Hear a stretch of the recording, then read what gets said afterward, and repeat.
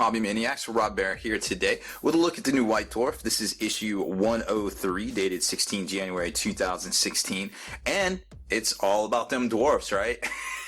Really interesting stuff. We never seen anything quite like this. I mean, I guess we've seen some lizardman stuff and maybe, you know, the big carnosaur and things like that, but man, it's really cool. It's very interesting looking, and I almost wish I almost one wish there's still fantasy, and two I still play dwarves, because this thing just looks so cool in the whole like dwarven realm and things like that. But alas, so much has changed. It's just like, oh man, I remember dwarfs.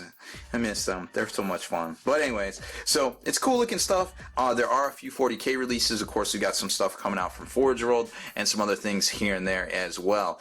But before we get to all that, I would like to invite you to stay in the trenches, subscribe to this YouTube channel, check out the blog, spikybitsblog.com, and head on over to thelongwar.net. That's the home of the battle reports for exclusive content, early access videos, and more. Become a veteran of the Long War today. And also one other thing too that we're doing this month, there's a little Patreon logo up there. It's a way that you guys can show your support for what we do here. We're going ad-free in January of 2016. Now we just hit our most recent milestone goal over there, so we're going to look at maybe keeping everything ad-free here on YouTube for the rest of the year. I'll let everybody know more about that when I can sit down and think about it a little bit more and crunch the numbers. But for now, let's take a closer look at the White Dwarf. I wasted way too much time on that. So first off, we got the new releases, which take up about another 12 or so pages out of here.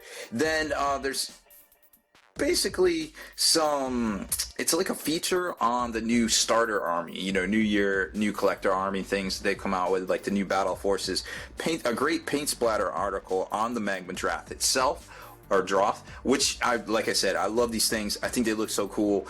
I really wish I was more into that game system or even fantasy to even pick it up. Then there's some War Scrolls. There's about 6 of them that show the different rules for all of there's 2 different versions of this. Then there's some new clan packs that look to be coming out, and then also the guys right on top as well, which there's a whole bunch of, it's a very exciting kit. It's very big. It's very dynamic. It looks like you can make a whole bunch of different ones if you just kind of look here. It's not like that stuff like we saw in the past with like Glockins and things that were just kind of locked into a certain way. This thing looks to be dynamic. It looks to be cool. It's got different riders on top, which of course, if it's coming with that much stuff, the chances are that you might be able to actually make a few individually as well, and save the parts, I'm hoping, so you could get a couple extra characters. But we haven't seen the sprues yet, so it's really hard to say. It hasn't even gone up on pre-order for Games Workshop, so that's going to be one of the things I'm looking at, because if you make a whole bunch of different characters out of it, it might be pretty neat, because they value those characters at like $30 each, right? And then the very back, they got the what's new, the week in White Dwarf and things like that. So this one is the showcase area. Now, I thought it was the new release section, but I guess not. This is the showcase where they basically show you the versions. So they got the Ulrich Runefather, which is this guy right here, which does look like you can assemble him separately. It looks like that foot kind of slants down, and this one here is kind of flat. So maybe you can make the rider mounted and the on foot model, kind of like back in the day. Then you've got the Rune Master on Magma Draw. So it looks like there's 2 different kind of versions there right off the bat. You got this guy that looks to be some sort of, they used to have all the runic charms and the Anvil of Doom and things like that. So once we get to the rules section, you can kind of see how all that works. And then a special character here looks like Ulrich Rune Sun on Magma Droth, and he also has an on-foot version there, which it kind of looks to be the same. So it looks like you'll be able to do 1 mounted rider and 1 guy on foot. And then it gets into some new releases and things. They are coming out with their war tome, their battle scroll, excuse me. So that's actually interesting too, because now it looks like that might be it for the release of the Duardin, the dwarfs, right? So if that's the case, then there'd be a new teaser in here, which there is, but it's not exactly clear what that is about, because there's actually 2 teasers in here. And that's what's really interesting, because they don't really seem to make much sense. So it's like one of those, like, they're probably not misleading us, but they're not giving us the clear, like, hey, it's going to be this next week. And it could just, be dwarfs again, and everybody's just super hopeful, because you start saying chaos around everybody and everybody starts to lose their minds, because we all want chaos, right? And then here's the army feature on the Astra Militarum collector set right here, which they show you, you can get that together and paint it, and then they basically show you how to expand it. And of course, you know, hey, buy a Baneblade, buy a Vendetta. They're great choices, really dynamic kits. Like if you like doing tanks, that's a natural progression there, more guys and more things like that. And then the paint splatter article is really good. It's almost better than last week's because it shows you all of these great color choices. Like, you know, you got the normal flames and such. You don't necessarily see the smoke here, but they give you an idea of how to work the flames. And then also this really interesting kind of black scale, kind of lava kind of scale thing, red scales. Very easy to do with dry brushing, how to dot your eyes using thin glazes. I almost thin them down a little bit and just keep the very tops white instead of having to get in there with a very fine brush and dot it with white, you know what I mean? And then you've got some purples, which go great with red, because if you're using the red that already has purple in it, the highlight colors, the spot colors are really on point. And then just some metals, some fleshes, back to the oranges for the fire hair, some golds, you know, just really cool stuff. It's a whole amalgam, even how to do smoke, which I've never even seen a tutorial on how to do that. So that's really cool because that's easily portable over to 40K. Now, one of the spoilers I was telling you about here, right? You got next week Unleash the Wrath. Okay, the Wrath of what? I don't know. You know, it's just like, what does that mean? I don't know. Is it the Wrath of Chaos? Is it Chaos? You know, there's all these Wraithmonger. I don't even know. I hope it's Chaos, and there's a little bit more allusion to that. But at the end of the day, you can't really say. You can't really make a good assumption here. So here's the rules for the Ulrich Runefather on Magma Droth. And of course, just like most of the big baddies, he kind of has that click down damage table. You know, when he starts taking damage, starts doing a little bit different things, and he doesn't do as many attacks, and you know, et cetera, et cetera. He kind of gets weaker. The keywords for him are right here, and then you kind of get all of his rules in here. And I'm not going to go over each and every rule because there's 6 war scrolls in here, so it would kind of probably take a little too long. But you can definitely, you know, freeze frame it, and you should be good enough resolution for everybody to actually be able to read them on your own time there. Same thing with the Auric Rune Smiter on Magma Droth here, and then there's your keywords.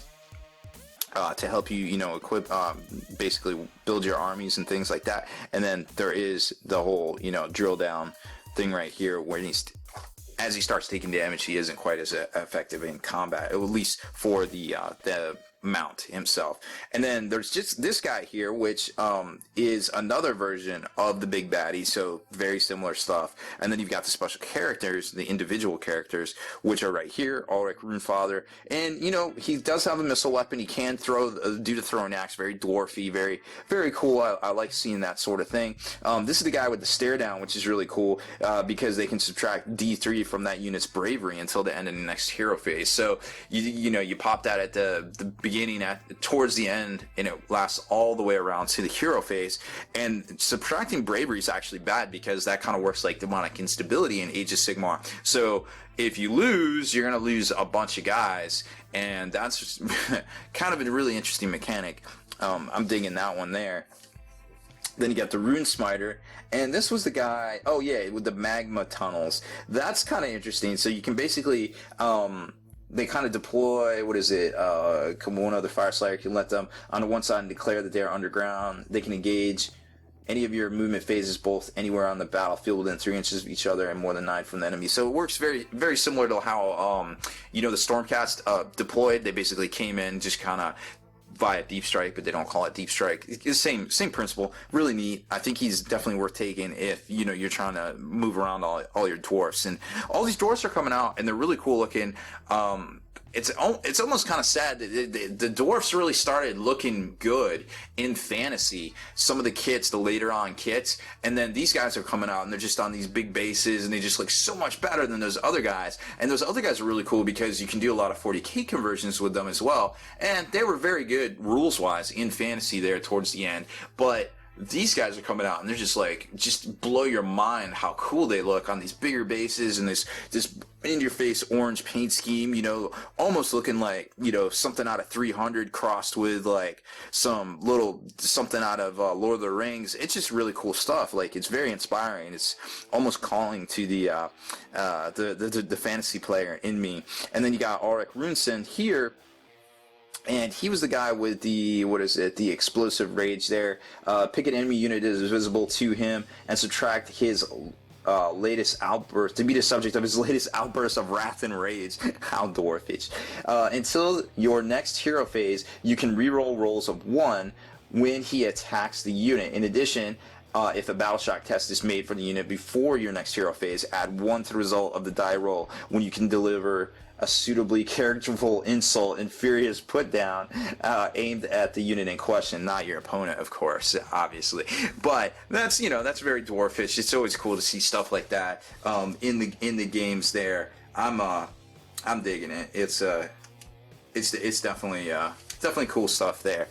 All right, and and then there's the whole like assembly, and I like how Games Workshop's designing these new monsters to be done in assembly, so you can do different colors. Like, you want this guy to be red, you're going to spray him down red with like a spray or a big base coat brush. You want this guy, you're going to do all the flesh tones and everything, so you're going to want this guy to probably be white. And then, of course, your stone or your metal for the throne, it's going to be black. So I really like how they're taking that into account as they're building all this stuff and putting the stuff onto the guys. You know what I mean? Like, you kind of saw it with Archaon.